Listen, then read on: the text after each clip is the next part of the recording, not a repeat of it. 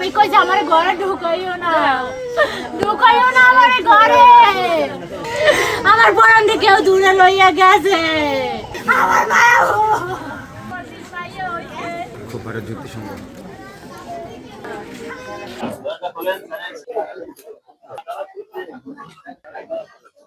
শুক্রবার দিন আমি জুমার নামাজ পড়তে আইছি, এই সবাই এখানে বইয়া ওই আমার নাতি আছে একটা ভালো লাগে কথাবার্তা কইছি, তা আমি এবার তোরা গোসল করতে যাসতাম এই কইছি।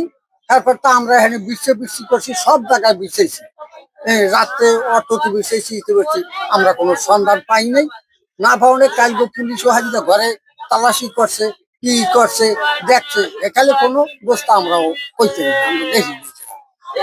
এখন এই আমি দুপুরে গেলে খেতে তো নাই, সেই আইয়ে যে খুন করা হয়েছে এবং শিশু মানুষ, শিশু একটা মেয়ে 9 থেকে 10 বছর বা 11 বছর, এর নির্মম ভাবে খুন করা হয়েছে, দর্শন করা হয়েছে। আমরা চাই যে হত্যা করছে তার বিচার চাই, তার ফাঁসির হুকুম চাই, আমরা ন্যায্য বিচার চাই। ওরে যে হত্যা করছে, আমি আইনগতভাবে ওর শাস্তির বিচার চাই। আমার বোনরে যে নির্মম ভাবে মানে হত্যা করছে, ঠিক আছে, আমি এটার বিচার চাই, সূক্ষ্ম একটা বিচার চাই, ওর শাস্তি হোক। যে ও যে হত্যা করছে, মানে যে হত্যাকারী, যে আসামি, আমি চাই তার নির্মম ভাবে একটা শাস্তি হোক, ঠিক আছে। আপনারা জানেন আমাদের গতকালকে একটা বস্তাবন্দি লাশ পাওয়া যায়। এই লাশটা আয়শামনির, ডাক নাম হচ্ছে আশামণি, তো সবাই তাকে আয়শামণি বলে ডাকে। তার লাশ পাওয়ার পরে আমরা তদন্ত শুরু করি। আমাদের থানা পুলিশের সকল অফিসার ফোর্স তদন্তে নেমে পড়েন এবং তাদের নিরলস প্রচেষ্টায় আমরা এই রহস্য উদ্ঘাটন করতে সক্ষম হই।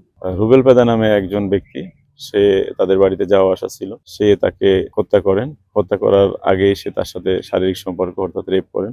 রেপ করার পরে তার সাথে তাকে হত্যা করেন। হত্যা করে প্রথমে তাকে কাঁথা দিয়ে ঢেকে রাখেন, পরে রাত্রেবেলা সে কৌশলে একটা বস্তাবন্দি করে যেখান থেকে লাশ উদ্ধার করা হয় ওখানে রেখে দেয়। রুবেলকে গ্রেপ্তার করার পরে সে স্বীকার করেছে, তার সাথে অপর এক সহযোগী বাবুল পেদার নাম, দুজন মিলে এই হত্যাকাণ্ড এবং হত্যাকাণ্ডের পরে লাশ গোপন করার কার্যক্রম সম্পন্ন করেছেন।